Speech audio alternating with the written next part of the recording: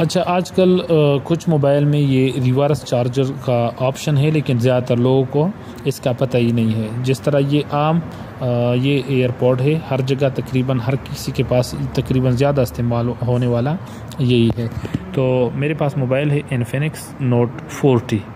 تو آپ نے یہاں آنا ہے اور یہاں پہ آپ نے اس کو سرچ کرنا ہے، یہ والا آپشن، یہ ریورس وائرلیس چارجنگ آپشن، اس کو آپ نے کلک کرنا ہے۔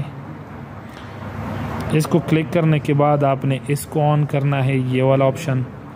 یہ جب آپ آن کرو گے تو اس موبائل کو آپ نے اس طرح الٹا رکھنا ہے، اور یہ ایئر پوڈ جو ہے یہ صرف اس کی اوپر رکھنا ہے۔ تو دیکھیں یہ چارجنگ شروع ہو جائے گا، دیکھ لیا۔